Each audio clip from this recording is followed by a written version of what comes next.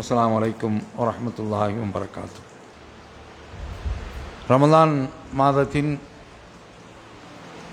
முதல் நாளை அடைந்திருக்கின்றோம்.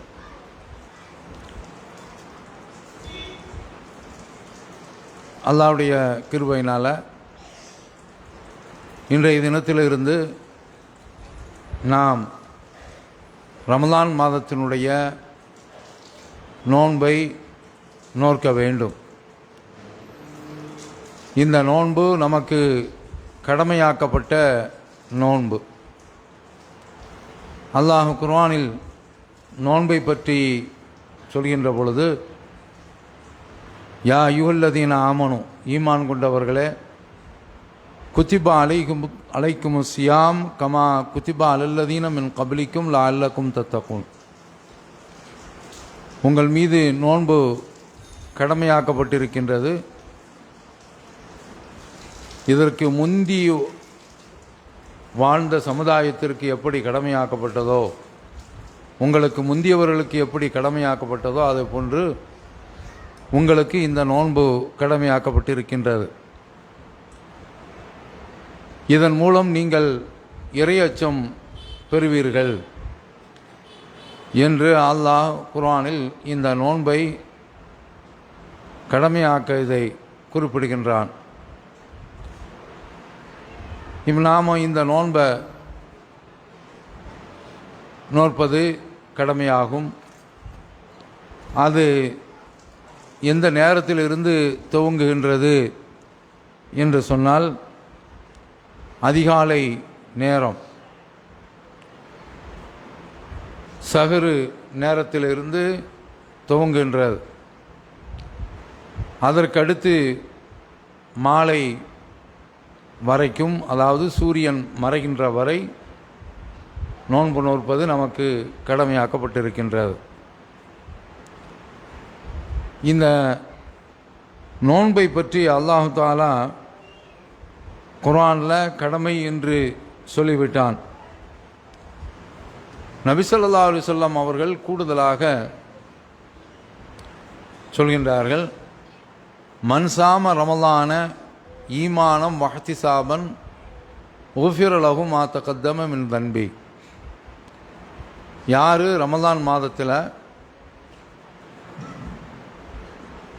கொள்கை அடிப்படையில், அதாவது ஈமானன் என்று சொன்னால் அல்லாஹ் நமக்கு இதை கடமையாக்கி இருக்கின்றான் என்ற அந்த நம்பிக்கை உணர்வோடும், வஹ்திசாபன் கூலியை எதிர்பார்த்தும் யார் நோன்பு நோக்கின்றார்களோ, உஃபிர லஹு மா தகத்தம மின் தன்பி, அவருக்கு கடந்த காலத்தினுடைய பாவங்கள் மன்னிக்கப்பட்டு விடுகின்றன. யார் சொல்கிறா? நபி ஸல்லல்லாஹு அலைஹி வஸல்லம் அவர்கள் சொல்கின்றார்கள். இப்போ அதனால் நாம் இந்த ரமலான் அடைய பெற்றிருக்கிறோம். அடைய பெற்று அதில் நமக்கு இறைவனுடைய மன்னிப்பு நமக்கு கிடைக்க வேண்டும். இதில் மன்னிப்பு என்று சொன்னால் தண்டனைக்குரிய குற்றங்கள் என்று இருக்கின்றன. அதற்கு மன்னிப்பு கிடையாது, அதற்கு தண்டனை தான்.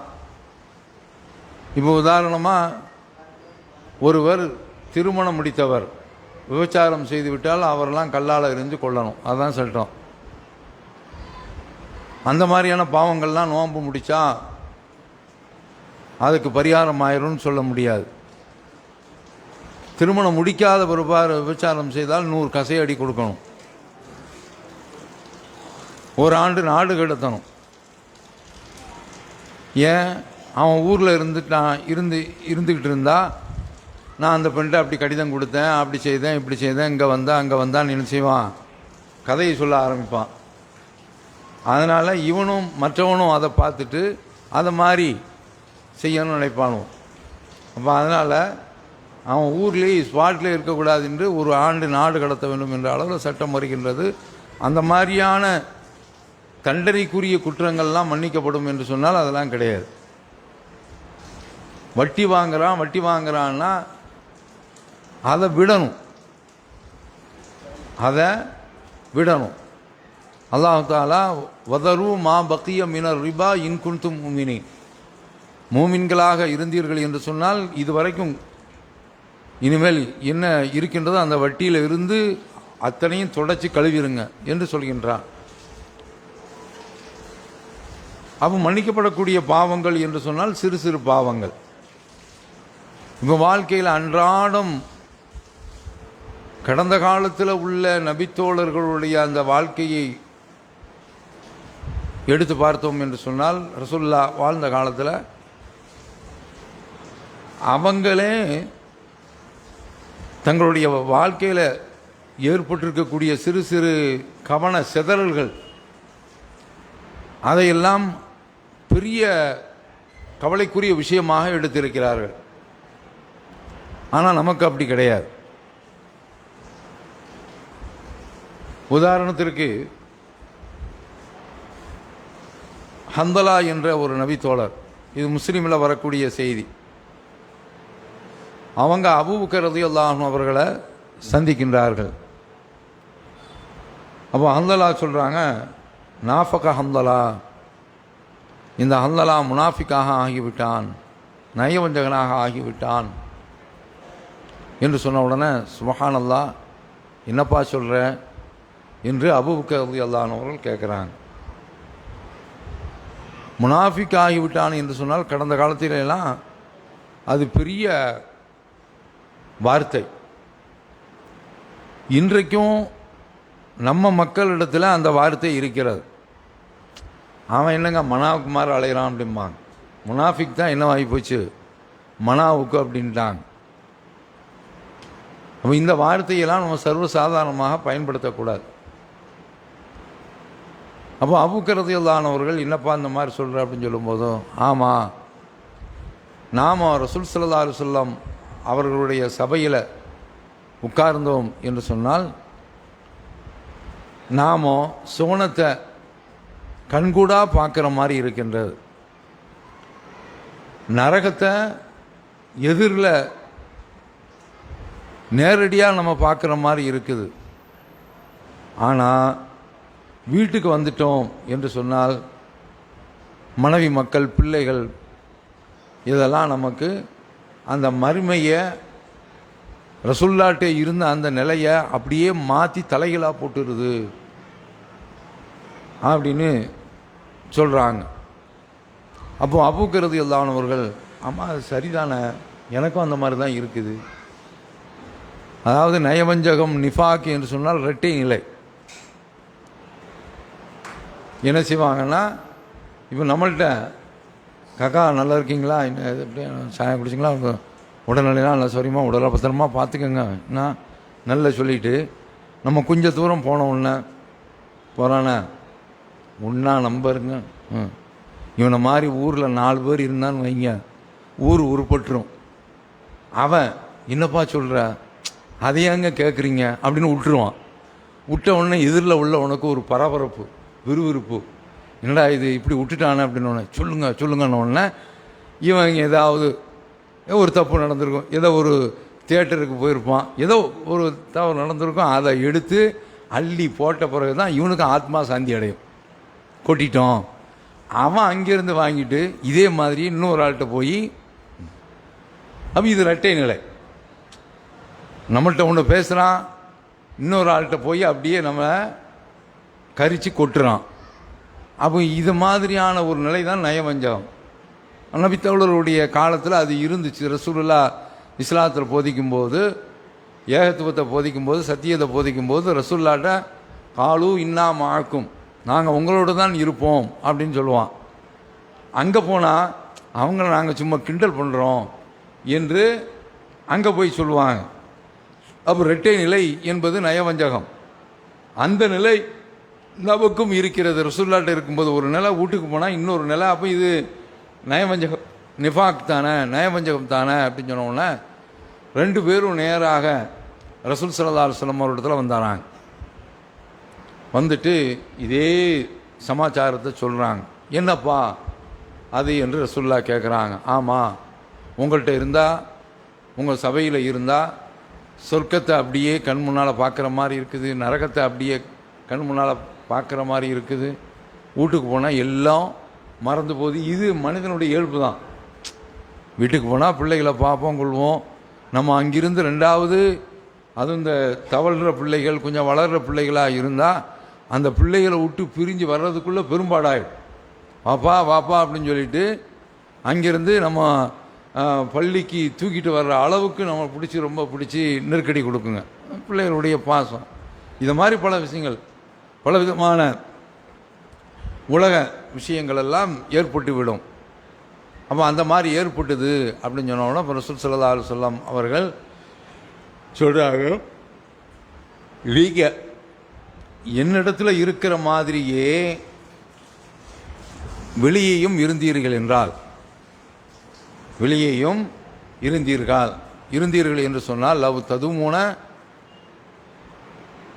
நீங்கள் என்னிடத்தில் இருக்கிற மாதிரியே அப்படியே உங்களிடத்தில் நீங்கள் நீடித்து இருந்தீர்கள் என்று சொன்னால் ல சாஃபகத்துக்குமுல் மலாயிகத்து ஃபி துருக்கிக்கும் ஒஃபி புருஷிக்கும், மலக்குகளை கண்ணால் பார்க்க முடியாது, ஆனால் அவங்களே என்ன செய்வாங்கன்னா நேரடியாக நம்மிடத்தில் அஸ்ஸலாமு அலைக்கும் சொல்லிட்டு என்ன செய்வாங்க, முசாஃபா செய்வாங்க, உங்களுடைய படுக்கறைக்கெலாம் வந்துடுவாங்க.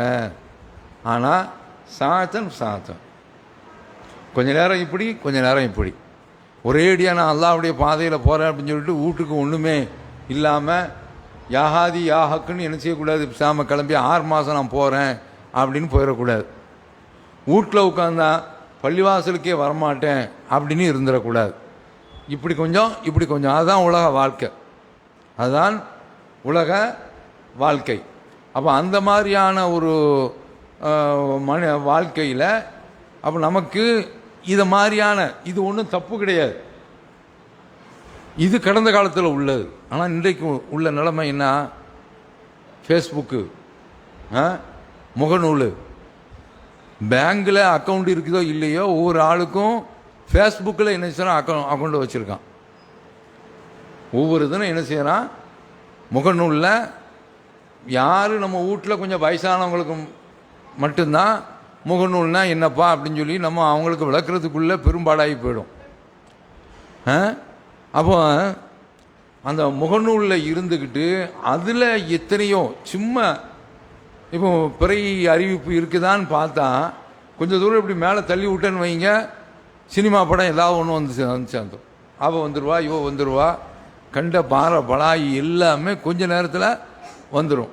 ஒரு நல்ல செய்தி தான் பார்க்க போகிறோம், அப்படி பார்க்கும்போது சரி அது என்னங்கிறது கொஞ்சம் ஏதாவது ஒரு நகைச்சுவை விட்டு ஏதாவது வந்துச்சுன்னு வைங்க, என்ன சொல்கிறான் பார்த்துருவோம், இப்படி நம்மளை அறியாமையே இல்லையே அதில் போய் என்ன செய்கிறோம் மாட்டுறோம். அப்போ நமக்கு அதிகமான அளவில் பாவங்கள் கணக்கில் சேர்ந்துக்கிட்டு இருக்கு. கணக்கில் கொஞ்சம் நம்மளை மறக்கடிக்குது இல்லை, ஏதாவது ஒரு வகையில் மறக்கடிக்குது இல்லை. இன்றைக்கு அந்த மாதிரி ஈடுபாடு எவனை பார்த்தாலும் சரிதான். ட்ரெயினில் ஏறி உட்கார்ந்தேன்னு வைங்க, கடந்த காலத்தில் எழுத்தாப்பில் வந்து உட்காருவாங்க. நம்ம திருநெல்வேலி பாசில் சார்வால் உங்களுக்கு எந்த ஊர் அப்படிம்பாங்க, எனக்கு கணேசபுரம், உங்களுக்கு எந்த ஊர் மேலப்பாளையம், இப்படி பேசுவாங்க போவாங்க. 2 பேருக்குள்ளே இவங்க சாப்பாடு வச்சுருந்தா நீங்கள் கொஞ்சம் எடுத்துக்கோங்க சார், அவங்க நீங்கள் கொஞ்சம் எடுத்துக்கோங்க, இப்படிலாம் பரிமாறுறது அதெல்லாம் இருந்துச்சு. இப்போ என்ன செய்கிறான்னா பக்கத்து வீட்டுக்காரனே பக்கத்தில் உட்காந்துருக்கான், இவனும் இங்கே உட்காந்துருக்கான், 2 பேருக்குமே ஒன்றும் தெரிய மாட்டாங்க. வந்து என்ன செய்கிறான்னா டாக்டர் ஸ்டெத்தை மாற்றுற மாதிரி என்ன செய்கிறான், 2 இதில் இந்த காதில் பஞ்சை வச்சு அடைச்சாரானுவோ, முடிஞ்சு போகுது. இது தூக்கிடுறானோ, பிள்ளை தூக்கின மாதிரி இப்படி தூக்கிட்டு பார்த்துக்கிட்டே இருக்கான். அவனா சிரிக்கிறான், அவனா என்ன செய்கிறான், முகம் ஒரு மாதிரியாக போகுது. இவ்வளோ கடைசியில் பார்த்தோமாக்கோ நீங்கள் தான் பக்கத்தில் வரீங்களா, உங்களை பார்க்கவே இல்லைங்க என்ற அளவில் இன்றைக்கு முகநூல் நம்மளை அப்படியே இழுத்து வச்சிருக்குது. அவ்வளவு ஈடுபாடு. பிள்ளையை காணாமல் போனால் கூட தேட மாட்டான் போல் தெரியுது, மொபைலை காணலைன்னா தேடுறான், பரபரப்பாக தேடுறான். ஐயோ மொபைல் எங்கே வச்சுன்னு தெரியலங்க, காக்கா அப்படின்ட்டு அலைகிறான். அந்த அளவுக்கு நம்மளை திசை திருப்பி வச்சிருக்குது, நம்மளே அப்படி பிடிச்சி வச்சிருக்கு, நம்மளை அப்படியே பிடிச்சி வச்சிருக்கு. சின்ன பிள்ளைகளும் இப்போ அந்த மொபைலில் அது பாட்டுக்கு கொடுக்கலன்னா அதுவும் வரத்து இருக்குல்ல. இப்போ பிள்ளைகளுக்கு சாப்பிடாத இருந்தால் இதை தான் காட்டி சாப்பிட சொல்ல வேண்டியிருக்கு. இல்லைன்னா தாய்க்காரி சோறை போட்டு அவ தேடுறா. என்ன கேட்டால் ஆப்பையை தேடுறான்னு பார்த்தா இல்லை, இந்த மொபைலை தான் தேடுறான், ஆப்பை தான் தேடுறான். அந்த மாதிரியான அளவில் நம்மள்கிட்ட இவ்வளோ பெரிய ஒரு ஈடுபாடு நம்மள்கிட்ட இது ஏற்படுத்திருச்சு. அப்போ நாமும் அல்லாஹ்ட்ட பாவ மன்னிப்பு தேடணும். இந்த ரமலான் மாதத்தில் பாவத்திற்கு மன்னிப்புக்கு அல்லாஹ் தஆலா நல்ல ஒரு வாய்ப்பை தரலாம். அதனால் இதை நாம் அலட்சியமாக எடுத்துக்கிற கூடாது. பொதுவாக நோன்புக்கு அல்லாஹ் தஆலா நம்முடைய ரசூல் ஸல்லல்லாஹு அலைஹி வஸல்லம் அவர்கள் சொல்கிறாங்க, மன்சாம யௌமன் ஃபி சபீலில்லாஹி, யார் அல்லாஹ்வுடைய பாதையில் என்று சொன்னால் போருக்கு போகிறது மட்டும் கிடையாது. நாம் வீட்டில் இருந்தாலும் அதுவும் நன்மையான காரியங்கள் என்னென்ன இருக்கோ அதெல்லாம் ஃபி சபீலில்லாஹ். அல்லாஹ்வுடைய பாதையில் யார் ஒரு நாள் நோன்பு நோக்கின்றாரோ பஅதல்லாஹு வஜ்ஹஹு அனின் நாரி 70 ஹரீஃபன், 70 ஆண்டு தூரத்துக்கு அல்லாஹ் தஆலா அவருடைய முகத்தை நரகத்தில் இருந்து அப்புறப்படுத்தியாராம். புகாரில் வருது. இதுதான் மன்னிப்பு, இதுதான் மன்னிப்பு. அப்போ நாம் இந்த மன்னிப்பை பெறுவதற்காக வேண்டி நோன்பு நோக்கணும். இந்த நோன்பு கடமையாக இருந்தாலும் நாளைக்கு இதை விட்டுட்டோம் என்று சொன்னால் நாளைக்கு அல்லாஹ் பிடிச்சிருவான், அது வேறு விஷயம். அப்போ இந்த நோன்பு நம்ம கடமையாக இருந்தாலும் அல்லாஹ் தஆலா என்ன செய்கிறான்னா அதற்குரிய நன்மையை நமக்கு தர்றான், நம்முடைய பாவங்களை மன்னிக்கிறான். அப்போ யார் நோன்பு பிடிக்கின்றார்களோ அவர்களுக்கு அல்லாஹ் மன்னிப்பு அளிக்கின்றான். இது ஒரு விஷயம். அடுத்து இன்னொரு செய்தி புகாரிலே வருது, யார் அல்லாஹையும் அவனுடைய தூதரையும் நம்பி ஈமான் கொண்டாராங்க, அப்படி கொண்டு வஅகாம ஸலா, தொழுகையை நிலைநாட்டுறாங்க. அடுத்து சாம ரமலான் மாதத்தில் நோன்பு நோக்கின்றான், அப்படி நோற்றி விட்டால் கான ஹக்கன் அலல்லாஹி அன் யுதுகிலஹுல் ஜன்னா, அல்லாஹ் தனக்குத்தானே கடமையாக்கியாராம் அவனை சொர்க்கத்தில் நுழைக்கிறது என்று. எவ்வளோ பெரிய! இப்போ நம்மள்ட்ட அல்லாஹ்வுடைய கிருபையினால் என்ன இருக்குது? அல்லாஹ்வையும் தூதரையும் கொண்ட நம்பிக்கை நம்மிடத்தில் இருக்கிறது. தொழுகிறோம் இல்லை, தொழுகிறோம். அது ரமலான் மாதம் வந்துட்டால் மாஷா அல்லாஹ் சொல்ல தேவையில்லை, ஒரு கூட்டம் பெரிய அளவில் முதல் சஃபில் இருந்தாலும் கடைசி சஃபுக்கு போயாரும், அவங்க கூட்டம் வந்துடுவான். புரியுதா? அப்படி இருக்குது. இது அல்லாஹ் அந்த ஷைத்தானை பிடிச்சி கட்டுப்படுத்தி வச்சுருக்கான்ல, அதனால் இந்த கூட்டம். ஆனால் பெருநாளைக்கு காணாமல் போயிடுவோம். நம்ம என்ன செய்யணும்னா பெருநாளைக்கு சுபூவில் அறிவிக்கணும், இத்தனை நாளைக்கு வந்த பேரை சொல்லி அப்துல் கஃபாரு, அப்துல் சத்தாரு, என்ன அப்துல் ரஹீமும் அப்துல் ரஹ்மானும் ஆளை காணோம், கண்டுபிடிச்சி குடித்தா 1 லட்சம் தர்றோம் அப்படின்னு அறிவிப்பு கொடுக்குற அளவுக்கு காணாமல் போயிடுவாங்க. அந்த மாதிரிலாம் இருக்கக்கூடாது. அப்போ நாம் இப்படி இந்த நோன்பை தொழுகையை தொழுதுட்டு நோன்பை நோற்றி விட்டோம் என்று சொன்னால் அல்லாஹ் நமக்கு அவன் தனக்குத்தானே என்ன செய்கிறானா இவனை சொர்க்கத்தில் நுழைச்சாரது அப்படின்ட்டு முடிவு எடுத்தாரான். அப்போ இந்த செய்தியோடு நிறுத்திக்கொள்வோம். மீதி உள்ள செய்தியை இன்ஷா அல்லாஹ் நாளை தினம் இதனுடைய தொடர்ச்சியை நம்ம பார்ப்போம். வாஹிரு தஅவானா அல்ஹம்துலில்லாஹி ரப்பில் ஆலமீன். சுப்ஹானக்கல்லாஹும்ம வ பிஹம்திக அஷ்ஹது அன் லா இலாஹா இல்லா அன்த அஸ்தக்ஃபிருக வ அத்தூபு இலைக். அஸ்ஸலாமு அலைக்கும் வ ரஹ்மத்துல்லாஹி வ பரகாத்துஹு.